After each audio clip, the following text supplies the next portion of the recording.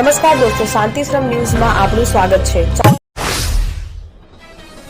પાલનપુર નગરપાલિકા ward number 9ના Umiyanagar ભાગ 2માં રહીશો લાંબા સમયથી ચાલી રહેલી માર્ગ સમસ્યાને લઈ ચૂંટણીનો બહિષ્કાર કરવાનો કડક નિર્ણય લીધો હતો।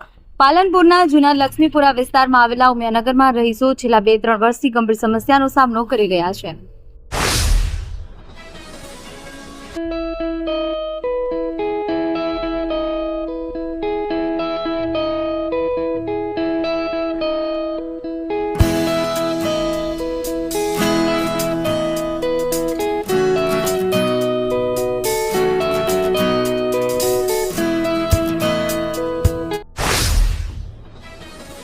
થરાદ ખાતે વાવથરા જિલ્લા ભાજપ દ્વારા સ્થાનિક સ્વરાજની ચૂંટણી સંદર્ભે જિલ્લા પંચાયતના ઉમેદવારો તેમજ જિલ્લા ભાજપના પદાધિકારીઓ બેઠક જિલ્લા ભાજપના પ્રમુખ ડોક્ટર નરેશભાઈ ઠાકોરના અધ્યક્ષસ્થાને યોજાઈ, જેમાં આગેવાનો દ્વારા ચૂંટણી અંગે મજબૂત રણનીતિ અને દરેક કાર્યકર્તા એકજૂટ બની ભારતીય જનતા પાર્ટીને ભવ્ય બહુમતીથી વિજય બનાવવાનો દ્રઢ સંકલ્પ કરે વિગતે બાબતો પર માર્ગદર્શન પૂરું પાડવામાં આવ્યું। સ્થાનિક સ્વરાજની ચૂંટણી માટે થરાદ મામલતદાર કચેરી ખાતે ઉમેદવારોના ફોર્મ ચકાસણી પ્રક્રિયા દરમિયાન હોબાળો થયો છે। આ પ્રક્રિયામાં રાજકીય પક્ષના ઉમેદવાર અને સમર્થકો મોટી સંખ્યામાં ઉમટ્યા, જેને કારણે ભારે ભીડ જોવા મળી। કાયદો વ્યવસ્થા જાળવવા માટે પોલીસે ચુસ્ત બંદોબસ્ત ગોઠવ્યો। બનાસકાંઠા જિલ્લા દાંતીવાડા તાલુકામાં પાથાવાડા ગુંદરી હાઈવે પર આવેલા મારુતિ કોરી 3 રસ્તા પાસે ગત રવિવારે મોડી રાત્રે ગંભીર અકસ્માત સર્જાયો। હાઈવા ટ્રકની ટક્કરે એક બાઇક ચાલક યુવકનો પગ કપાઈ ગયો, જેને કારણે તેની હાલત ગંભીર છે।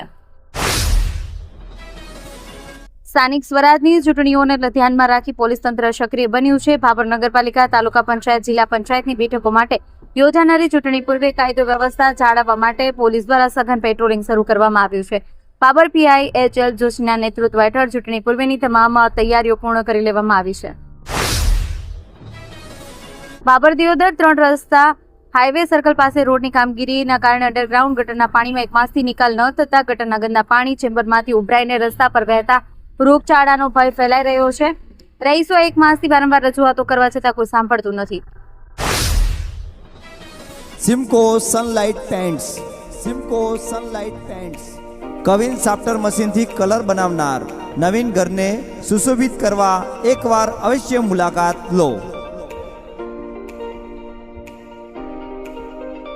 Simco sunlight paints, Simco sunlight paints.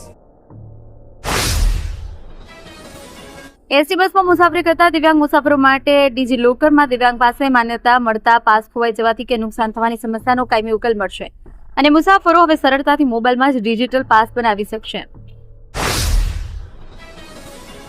ST બસમાં મુસાફરી કરતા દિવ્યાંગ મુસાફરો માટે ડીજી લોકરમાં દિવ્યાંગ પાસે માન્યતા મળતા પાસ ખોવાઈ જવાથી કે નુકસાન થવાની સમસ્યાનો કાયમી ઉકેલ મળશે અને મુસાફરો હવે સરળતાથી મોબાઈલમાં જ ડિજિટલ પાસ બનાવી શકશે।